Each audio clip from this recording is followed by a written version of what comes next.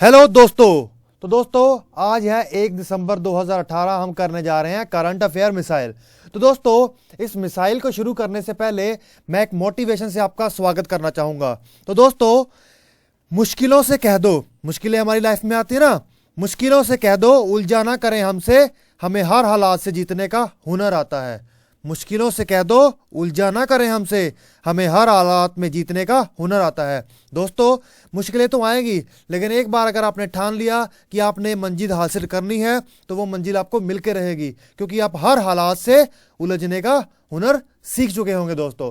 तो इसी से हम शुरुआत करते हैं अपनी क्लास का। दोस्तों मैं कुलजीत आपके साथ पहले क्वेश्चन में। तो दोस्तों कल आपको मिला था Asia of the year award. ये किसको मिला है दोस्तों?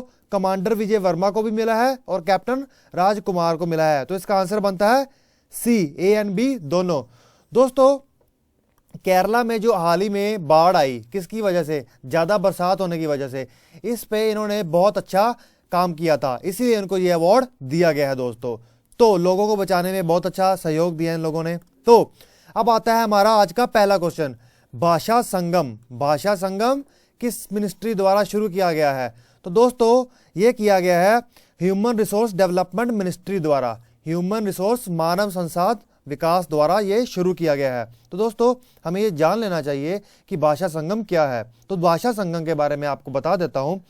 भाषा संगम इनके द्वारा, सरकार द्वारा जो मिनिस्ट्री ऑफ ह्यूमन रिसोर्स ने शुरू किया है, उसका पूरा का पूरा पर्पस ये है कि किसी भी इंस्टीट्यूशन को, एजुकेशनल इंस्टीट्यूशन को, जो हमारी शिक्षित संस्थाएं हैं उनमें प्रोवाइड कराना मल्टीलिंगुअल एक्सपोजर टू स्टूडेंट्स। जैसे कि जो भी स्टूडेंट्स होते हैं, जो भी शिक्षक होते हैं या फिर विद्यार्थी होते हैं, वहाँ पे पढ़ने आते हैं, उन सभी विद्यार्थियों को जो हमारी शेड्यूल में 22 लैंग्वेजेस लिखी हैं, हमारे शेड्यूल नंबर 8 में 22 लैंग्वेजेस लिखी हैं, उनके साथ तालमेल, उनके बारे में पता होना बहुत ज़रूरी है। तो इससे दोस्तों क्या चीज़ें होगी, एक तो हमारा जो बच्चे हैं वो फैमिलियर हो जाएंगे भाषाओं के साथ, और दूसरा टॉलरेंस पावर बढ़ेगी, enhance language tolerance power, promote होगी नेशनल इंटीग्रिटी। ये कहीं ना कहीं हमारी नेशनल इंटीग्रिटी को और बढ़ावा देने की तरफ ही एक और स्टेप है, एक भारत श्रेष्ठ भारत के अंतर्गत दोस्तों। चलो अब हम चलते हैं नेक्स्ट क्वेश्चन पर। तो दोस्तों सेकंड क्वेश्चन है, सेकंड नेशनल कॉन्फ्रेंस कहाँ पे हुई है दोस्तों? ये हुई है न्यू दिल्ली में। चलो ये तो हमने जान लिया। नेशनल कॉन्फ्रेंस के बारे में थोड़ा देख लेते हैं कि ये क्या है। तो दोस्तों जो bureau of police and research development है, ये एक ऑर्गेनाइजेशन है जिसके डायरेक्टर और फाउंडर कौन थे?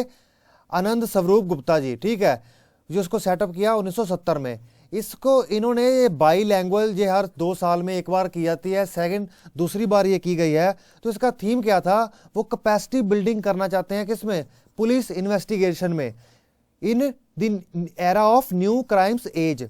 देखिए आजकल नया एरा आ गया है, टेक्नोलॉजी का युग है, नए तरीके से, नए स्टाइल से लोग क्राइम करते हैं, नए नए दिमाग लगाते हैं, जैसे साइबर क्राइम्स हैं। तो दोस्तों इनके ऊपर ज़्यादा से ज़्यादा कंट्रोल करने के लिए, ज़्यादा से ज़्यादा इन्वेस्टिगेशन अच्छी करने के लिए ये एक तरह का इनिशिएटिव है दोस्तों, capacity building in police investigation, ठीक है दोस्तों। तो ये सेकेंड कॉन्फ्रेंस कही गई है कहाँ पे? न्यू दिल्ली में। चलो अब हम चलते हैं अपने नेक्स्ट क्वेश्चन पर। दोस्तों दूसरा क्वेश्चन आपकी स्क्रीन पे आ चुका है। दूसरा क्वेश्चन कौन है? Chairman of UPSC. तो चेयरमैन ऑफ यूपीएससी, देखिए यूपीएससी बहुत से एग्जाम कंडक्ट करवाता है, जैसे कि आईएएस, आईपीएस जैसे exam, CDS combined defence service, NDA national defence academy, ठीक है, आर्मी में जाना हो, अगर सिविल सर्विसेज में जाना हो, संघ लोक सेवा आयोग में जाना हो तो आईएएस आईपीएस जैसे। तो दोस्तों इसके नए अध्यक्ष बने हैं अरविंद सक्सेना। ये एक बहुत ही इंपॉर्टेंट बॉडी है, ठीक है, इसके अध्यक्ष का इंडिपेंडेंट होना बहुत जरूरी है। देखिए सरदार वल्लभ भाई पटेल जी ने एक बात कही थी कि अगर हमारे देश के जो अधिकारी हैं, आईएएस आईपीएस जैसे अधिकारी हैं, अगर ये बॉडी, ये एक ऑर्गेनाइजेशन देश में नहीं होगी तो देश की अखंडता को बचाना, देश की इंटीग्रिटी को बचाना बहुत मुश्किल है। तो इसीलिए उन्होंने इसको बहुत ही अच्छा इनिशिएटिव माना था और इसको पूरा सपोर्ट करके इसको लागू किया था दोस्तों। चलो लेकिन ये आपको ये बता दूं, अशोका एरा में जैसे कि अशोका वगैरह होते थे, अशोका आया था, चाणक्य आए थे, अशोका ने भी, वहाँ पे भी उनके ब्यूरोक्रेट्स होते थे, क्या होते थे? अफसर होते थे दोस्तों। चलो ये बहुत पुराना कंसेप्ट है। तो ये उनकी फ़ोटो है जो हमारे अरविंद सक्सेना जी है, तो थोड़ा देख लें। इनकी अपॉइंटमेंट प्रेसिडेंट द्वारा की जाती है, ठीक है, ये एक कॉन्स्टिट्यूशनल बॉडी है, संवैधानिक बॉडी है, उसके द्वारा बहुत से अलग आर्टिकल 76 दिया गया है महान्यायवादी के लिए, अटॉर्नल जनरल के लिए, 148 controller and auditor general, 280 finance commission के लिए, 315 यूपीएससी के लिए, जिसकी हम बात ही कर रहे हैं, ठीक है। यूनियन एंड स्टेट्स, वैसे तो यूनियन के लिए ही चुनते हैं, लेकिन अगर स्टेट की जो पब्लिक सर्विस कमीशन होती है, अगर वो चाहे तो इनसे मदद ले सकती है दोस्तों। चलो अब हम चलते हैं नेक्स्ट क्वेश्चन पर। तो दोस्तों, which movie selected for the golden peacock award? Golden peacock award दोस्तों कौन सी मूवी चुनी गई है? डॉनबास, डॉनबास मूवी को चुना गया है। अब थोड़ा देख लेते हैं डॉनबास मूवी के बारे में। देखिए, ये यूक्रेन की मूवी है, यूक्रेन की मूवी है। उस डायरेक्टर ने जिसे ये डायरेक्ट किया है उसका नाम है सेर्गेई, ठीक है। ये 49th international film festival award of India चल रहा है, उसी के अंतर्गत दिया गया है गोवा में, ठीक है दोस्तों। डॉनबास एक स्टोरी है, hybrid war taking place in the region of Eastern Ukraine. Hybrid war Ukraine में, देखिए यूक्रेन में तो आजकल वैसे भी क्राइसिस चल रहे हैं, आपको पता ही होगा, ठीक है। रशिया और रूस और यूक्रेन आपस में आसपास हो गए हैं, और यूक्रेन का साथ देने कौन आ रहा है? यूएसए कहीं ना कहीं आ रहा है दोस्तों। चलो अब आ रहा है हमारा 5th question. What is the purpose? Purpose मतलब उद्देश्य क्या है इंक्लूसिव वेल्थ इंडेक्स का? समावेशी संपत्ति का सूचकांक का क्या लक्ष्य है, क्या उद्देश्य है? देखिए, इसका उद्देश्य है to measure sustainability of the economy, अर्थव्यवस्था की स्थिरता को मापना और लोगों के कल्याण को मापना। To welfare of the people, ये इसका काम है। ये इन दोनों चीजों का क्या करता है? मापता है, मेजर करता है। थोड़ा दोस्तों डिटेल में देख लेते हैं इस चीज के बारे में, ठीक है। तो इंक्लूसिव वेल्थ रिपोर्ट ये एक बाइनियल एफर्ट है।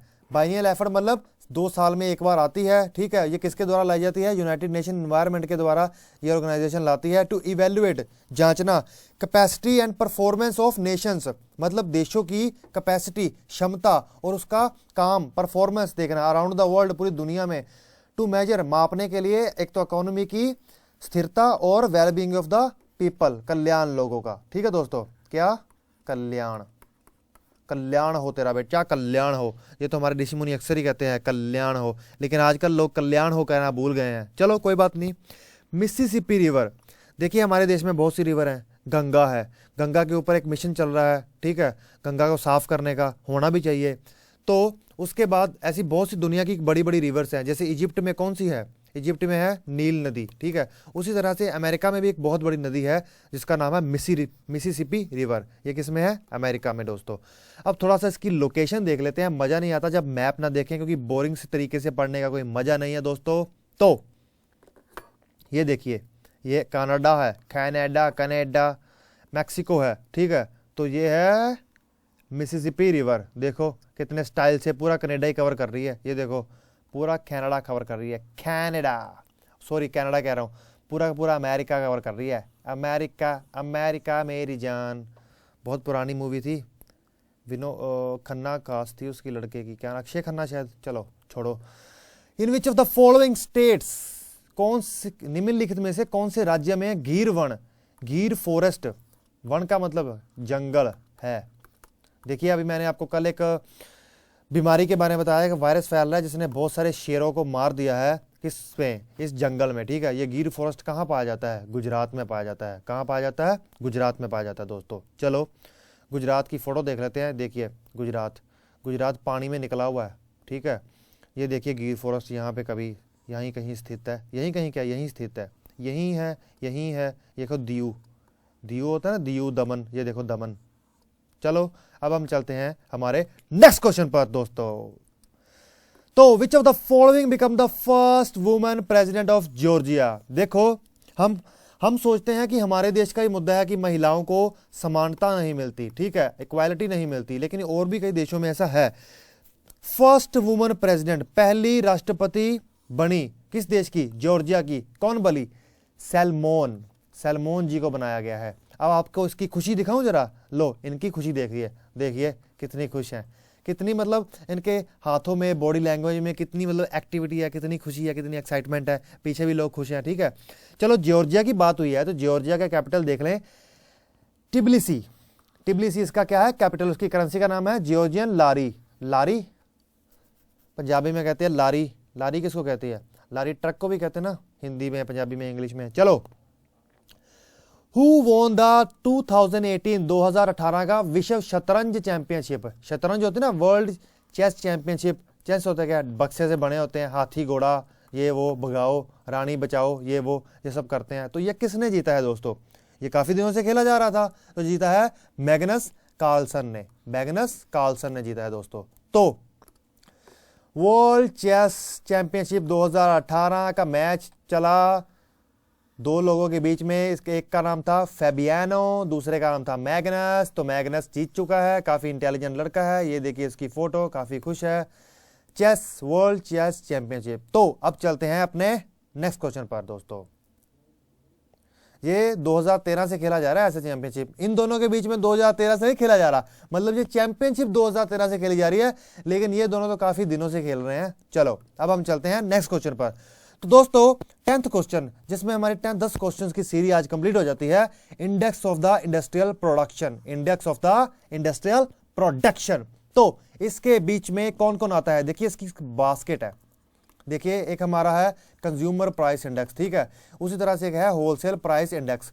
इन्होंने ये कैसे तय करता है कि इसके बीच में कौन कौन है? ये देखिए सरकार ने खुद डाला है। जैसे कंज्यूमर प्राइस इंडेक्स की एक बास्केट बना दी, ठीक है। बास्केट मतलब समझ लो एक लिस्ट बना दी, लिस्ट में डाल दिया कि ये आइटम कंज्यूमर प्राइस इंडेक्स में आएगी। जैसे फॉर एग्जांपल मक्की, आटा, चावल, या फिर इंजीनियरिंग में लगा लो कैमरास, कंप्यूटर, हार्डवेयर, ये सब इसमें डाल दिया। फॉर एग्जांपल बता रहा हूँ, सीपीआई में जैसे डाल दिया पेट्रोल, डाल दिया डीजल, डाल दिया, या फिर होलसेल के प्रोडक्ट हीरा डायमंड डाल दिया, ठीक है। ऐसी चीजें डाल दी, लिस्ट तैयार कर दी। उसी तरह से 8 किसकी 8 कोर इंडस्ट्रीज है। 8 कोर इंडस्ट्रीज का मतलब बताता हूं अभी आपको, पहले आपको इसका आंसर बता दूं। इंडेक्स ऑफ इंडस्ट्रियल प्रोडक्शन, मतलब इसकी भी एक बास्केट है, मतलब 8 कोर इंडस्ट्रीज डाली गई हैं इसमें, ठीक है, जो सबसे बेस्ट काम करती हैं। उनमें से कौन कौन सी है?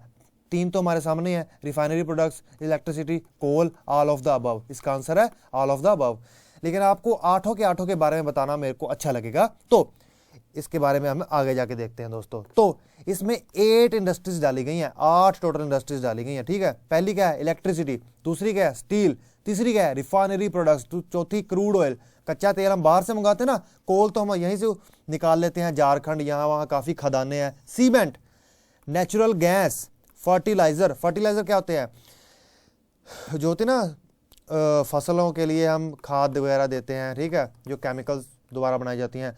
तो इसकी वेटेज कितनी है? इस 8 कोर इंडस्ट्रीज को एक साइड पे क्यों रखा गया है? उसका पूरा का पूरा एक इंडेक्स क्यों तैयार कर दिया गया है? क्योंकि ये पूरे टोटल का 40% बनाते हैं। अगर 100% इंडस्ट्रीज है ना हमारे यहाँ पे, अगर फॉर एग्जांपल 100 है तो उसका 40% तो ये सिर्फ 8 ही बनाती हैं। तो देख लो कितनी बड़ी वेटेज है, इसलिए इसको अलग किया गया है दोस्तों। तो आज का हमारा सेशन 10 क्वेश्चंस का यहीं खत्म होता है। तो आपको दिया जाता है क्वेश्चन ऑफ द डे। तो क्वेश्चन ऑफ द डे पे आपको ये बताना है, ये बहुत इंपॉर्टेंट चीज है।